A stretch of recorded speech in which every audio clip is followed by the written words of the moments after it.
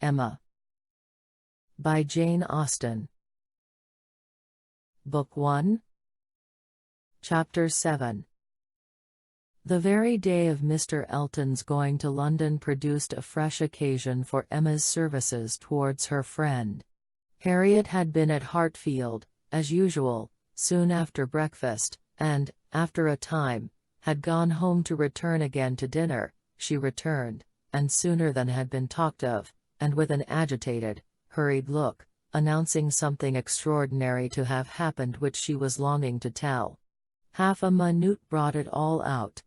She had heard, as soon as she got back to Mrs. Goddard's, that Mr. Martin had been there an hour before, and finding she was not at home, nor particularly expected, had left a little parcel for her from one of his sisters, and gone away, and on opening this parcel, she had actually found, besides the 2 songs which she had lent Elizabeth to copy, a letter to herself, and this letter was from him, from Mr. Martin, and contained a direct proposal of marriage.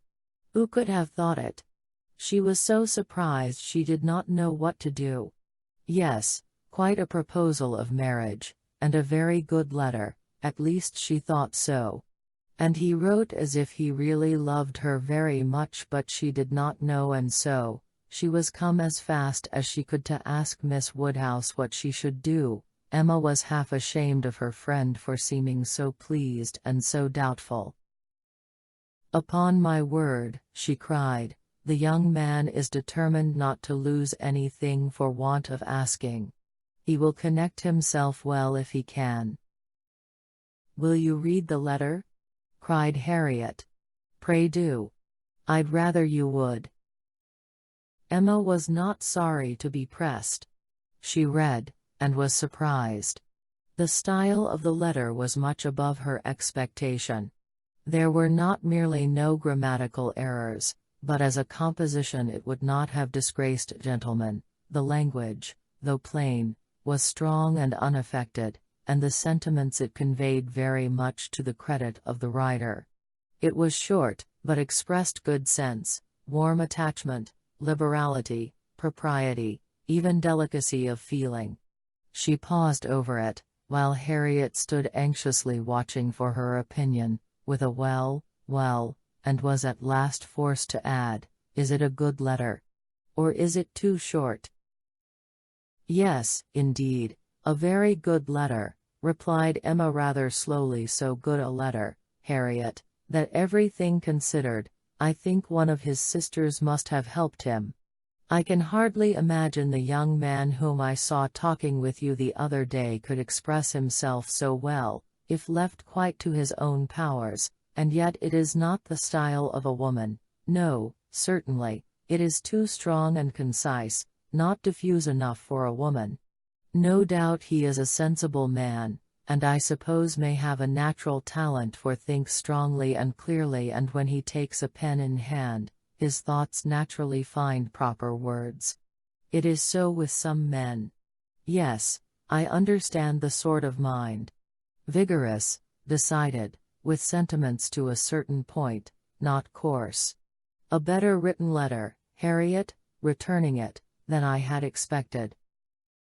"Well," said the still waiting Harriet, "well, and what shall I do?"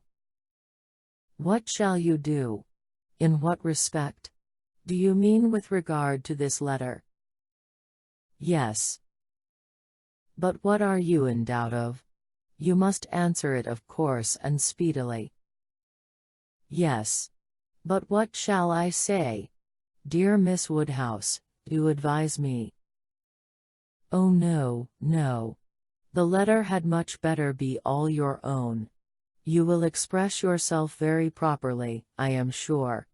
There is no danger of your not being intelligible, which is the first thing. Your meaning must be unequivocal, no doubts or demurs, and such expressions of gratitude and concern for the pain you are inflicting as propriety requires, will present themselves unbidden to your mind, I am persuaded. You need not be prompted to write with the appearance of sorrow for his disappointment." "You think I ought to refuse him then?" said Harriet, looking down. Ought to refuse him. My dear Harriet, what do you mean? Are you in any doubt as to that? I thought, but I beg your pardon, perhaps I have been under a mistake. I certainly have been misunderstanding you, if you feel in doubt as to the purport of your answer. I had imagined you were consulting me only as to the wording of it. Harriet was silent. With a little reserve of manner, Emma continued. You mean to return a favorable answer, I collect. No, I do not, that is, I do not mean what shall I do. What would you advise me to do? Pray, dear Miss Woodhouse, tell me what I ought to do. I shall not give you any advice, Harriet. I will have nothing to do with it. This is a point which you must settle with your feelings. I had no notion that he liked me so very much, said Harriet, contemplating the letter.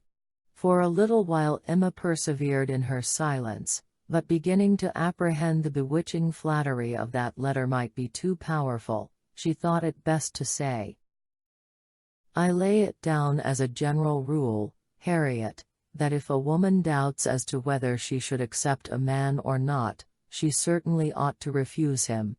If she can hesitate as to yes, she ought to say no directly. It is not a state to be safely entered into with doubtful feelings, with half a heart. I thought it my duty as a friend, and older than yourself, to say thus much to you. But do not imagine that I want to influence you. Oh, no, I am sure you are a great deal too kind to, but if you would just advise me what I had best do.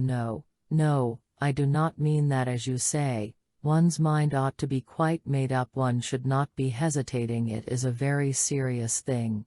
It will be safer to say no, perhaps. Do you think I had better say no? Not for the world, said Emma, smiling graciously, would I advise you either way. You must be the best judge of your own happiness. If you prefer Mr. Martin to every other person, if you think him the most agreeable man you have ever been in company with, why should you hesitate? You blush, Harriet. Does anybody else occur to you at this moment under such a definition? Harriet, do not deceive yourself, do not be run away with by gratitude and compassion. At this moment who are you thinking of? The symptoms were favorable. Instead of answering, Harriet turned away confused, and stood thoughtfully by the fire, and though the letter was still in her hand, it was now mechanically twisted about without regard. Emma waited the result with impatience, but not without strong hopes. At last, with some hesitation, Harriet said, Miss Woodhouse, as you will not give me your opinion, I must do as well as I can by myself, and I have now quite determined, and really almost made up my mind to refuse Mr. Martin. Do you think I am right? Perfectly right, my dearest Harriet, you are doing just what you ought. While you were at all in suspense I kept my feelings to myself, but now that you are so completely decided I have no hesitation in approving. Dear Harriet, I give myself joy of this. It would have grieved me to lose your acquaintance, which must have been the consequence of your marrying Mr. Martin. While you were in the smallest degree wavering, I said nothing about it, because I would not influence, but it would have been the loss of a friend to me. I could not have visited Mrs. Robert Martin, of Abbey Mill Farm. Now I am secure of you forever. Harriet had not surmised her own danger, but the idea of it struck her forcibly. You could not have visited me, she cried, looking aghast. No, to be sure you could not, but I never thought of that before. That would have been too dreadful. What an escape! Dear Miss Woodhouse, I would not give up the pleasure and honor of being intimate with you for anything in the world. Indeed, Harriet, it would have been a severe pain to lose you, but it must have been. You would have thrown yourself out of all good society. I must have given you up, Dear me! How should I ever have borne it? It would have killed me never to come to Hartfield any more. Dear affectionate creature, you banished to Abbey Mill Farm, you confined to the society of the illiterate and vulgar all your life. I wonder how the young man could have the assurance to ask it. He must have a pretty good opinion of himself. I do not think he is conceited either, in general, said Harriet, her conscience opposing such censure. At least, he is very good-natured, and I shall always feel much obliged to him, and have a great regard for, but that is quite a different thing from, and you know, though he may like me, it does not follow that I should, and certainly I must confess that since my visiting here I have seen people, and if one comes to compare them, person and manners, there is no comparison at all, one is so very handsome and agreeable.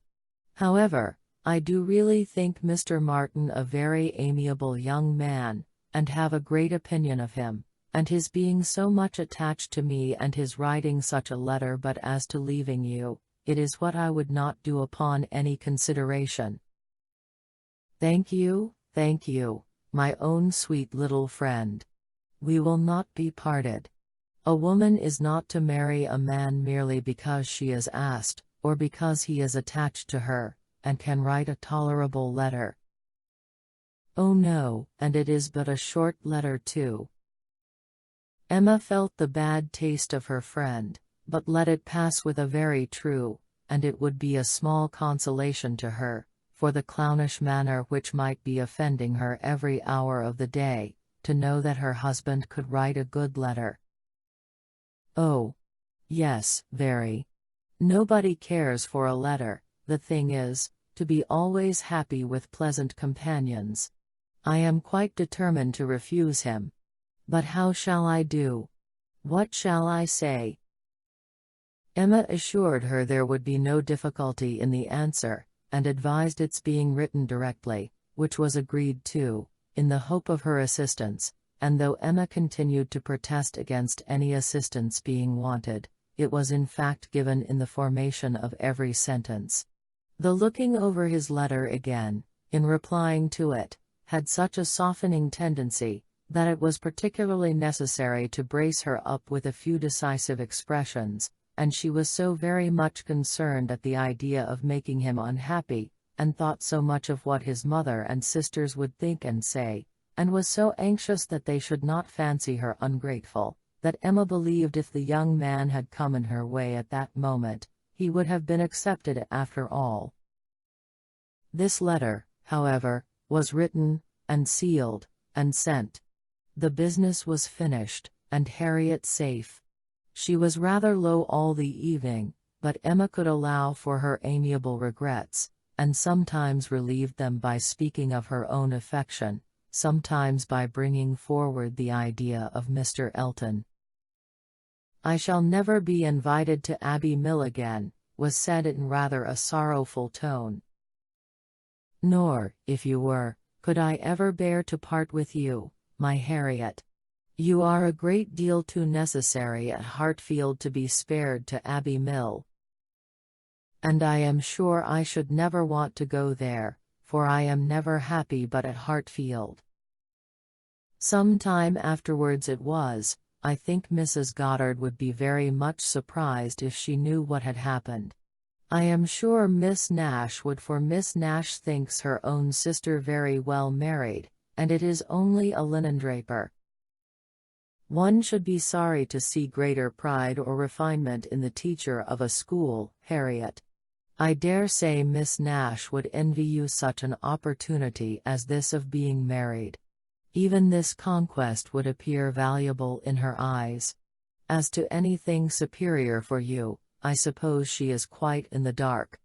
The attentions of a certain person can hardly be among the tittle-tattle of Highbury yet. Hitherto I fancy you and I are the only people to whom his looks and manners have explained themselves. Harriet blushed and smiled, and said something about wondering that people should like her so much. The idea of Mr. Elton was certainly cheering, but still, after a time, she was tender-hearted again towards the rejected Mr. Martin. "Now he has got my letter," said she softly. "I wonder what they are all doing. Whether his sisters know if he is unhappy, they will be unhappy too. I hope he will not mind it so very much.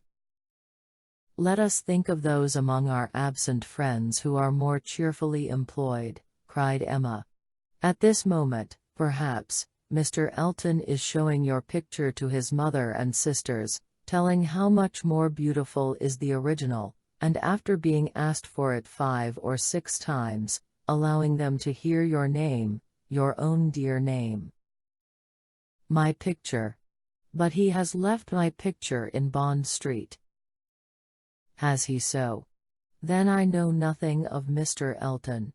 "No, my dear little modest Harriet, depend upon it the picture will not be in Bond Street till just before he mounts his horse tomorrow. It is his companion all this evening, his solace, his delight. It opens his designs to his family, it introduces you among them, it diffuses through the party those pleasantest feelings of our nature, eager curiosity and warm prepossession. How cheerful, how animated, how suspicious, how busy their imaginations all are." Harriet smiled again, and her smiles grew stronger.